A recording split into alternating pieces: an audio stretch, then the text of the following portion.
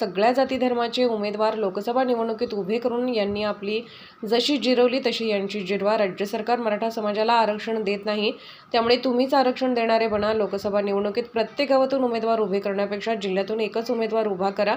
निवडणुकीच्या भानगडीत पडणार नाही. कोणत्याही पक्षाचा जो उमेदवार सगळेसोयरे कायद्याला पाठिंबा देईल त्याच्याकडून बॉन्डवर लिहून घेऊन त्याला पाठिंबा द्या किंवा जिल्ह्यातून सर्व जाती धर्माचा एकच उमेदवार अपक्ष म्हणून द्या. 30 तारखेपर्यंत कोण उमेदवार ते निश्चित करा. गावागावात जाऊन मराठा समाजासोबत बैठक घ्या. उमेदवार कोण द्यायचा हे निश्चित करा. मराठा आरक्षण राज्य सरकारने मराठा समाजाला दिलेलं 10% आरक्षण 50%च्या आत द्यावं, तरच सरकारने दिलेलं आरक्षण स्वीकारू. हो, समाज रात्रीच आलाय. अपेक्षित नसणाऱ्या गोष्टी घडल्यात की समाज ताकदीनं एकजूट. सरकारचा पुन्हा एकदा गैरसमज मराठ्यांनी काढलाय. हे समाज लेकराच्या बाजूने की त्यांच्या बाजूने. ते म्हणले होते समाज खूप आनंदी आहे 10% आरक्षण दिल्यामुळे, खूप खुश आहे. मराठ्यांनी पुन्हा एकदा दाखवून दिलं की आम्ही आमच्या लेकरांच्याच बाजूने आहेत आणि आरक्षणाच्याच बाजूने आणि टिकणाऱ्या आरक्षणाच्याच बाजूने. बघूयात समाजाच्या समोरच काय व्हायचं ते होईल. पण बैठक आहे, लोक आले, पण तुम्ही काय बोलणार? अख्ख्या महाराष्ट्राला उत्सुकता लागलेली आहे. माझ्या समाजाच्या हिताचंच बोलणार. माझ्या समाजाचं कुठेही खाली मान होईल, माझ्या समाजाचं मान उंचावणार नाही असं कोणतंच कृत्य नाही करणार. माझ्या समाजाच्या लेकरं मोठे व्हावेत यासाठीच सगळं पाऊल उचललं जाणार आहे. आणि समाजाने सुद्धा लेकरच आता डोळ्यासमोर ठेवले आणि मी तो आयुष्यच अर्पण केलेलं आहे समाजासाठी, की समाजासाठीच काम करायचं आणि समाजच मोठा करायचा. रात्री तर इथं हाऊसफुल झाल्याच झाल्या दोन्ही पार्किंग. तिकडची पण 200-250 एकरची लॉक झाली, इथली 300 एकरची सगळी लॉक झाली. आणि 12 वाजेपर्यंत आणखीनही मराठी येणार आहेत. 12-1 वाजेपर्यंत मराठी येताना जरी 11चा टाईम असला तरी 12 वाजेपर्यंत तसे फोनही आले की आम्हाला येईपर्यंत थांबा, आमच्या खूप गाड्या पाठीमागे आहेत. आणखी निर्णय योग्य होईल आणि समाजाच्या शेताचा होईल. तुमच्या महत्त्वाच्या मागणी बद्दल काल देवेंद्र फडणवीस दिल्लीमध्ये बोलले की गुन्हे आम्ही मागे घ्यायची प्रोसेस सुरू केलेली आहे, फक्त आचारसंहितेमुळे थोडी अडचण आहे. आचारसंहितेच्या अगोदर तर नव्हती ना. ओके पाटील, आजचे कोणते असे निर्णय होऊ शकतात की ज्यानं समाजहित होऊ शकतं? नाही तर समाजाला विचारू. समाजाच्या समक्ष काय असेल ते समाजाच्या हिताचा निर्णय होणार. समाज माझा मालक आहे, मी समाजाचा मालक नाही आहे. पण मी माझ्या भूमिकेवर ठाम आहे. समाजाला आणि समाजाच्या लेकराला आयुष्याचं मिळवून दिल्याशिवाय मी हटत नाही.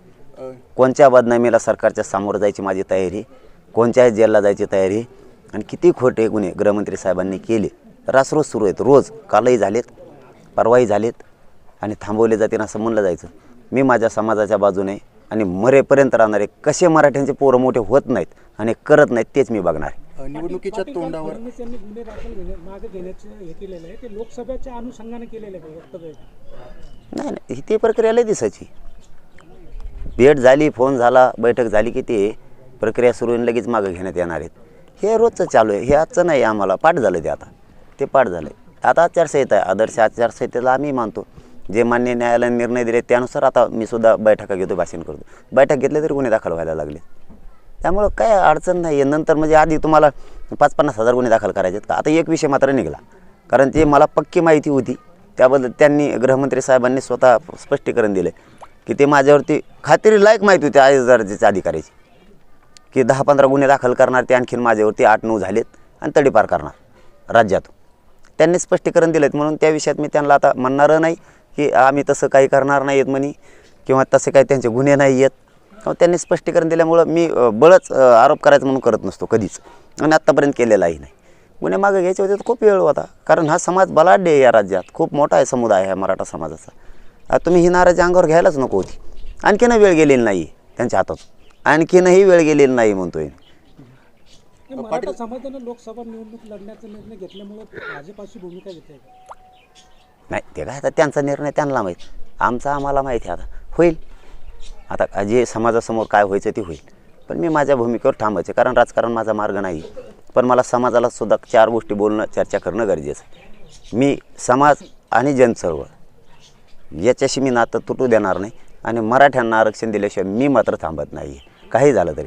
पण आता समाज आला आहे, समाजासमोर चर्चेत काहीही होऊ शकतं. निवडणुका तोंडावर असताना अशी बैठक घेतल्याच्या नंतर राजकीय नेत्यांची डोकेदुखी वाढू शकते आणि येणाऱ्या दिवसांमध्ये याचा काही परिणाम होऊ शकतो. म्हणजे आमच्या टायमाला डोकं दुखत होतं त्यांचं हां, इथून मागं गोड लागत होतं. मग आमचं काय आलं की त्यांचं डोकं दुखत होतं. इथून मागं तुम्हाला आता भीती आहे ना XYZ मताच्या, मराठ्यांच्या मताची भीती कधी आहे?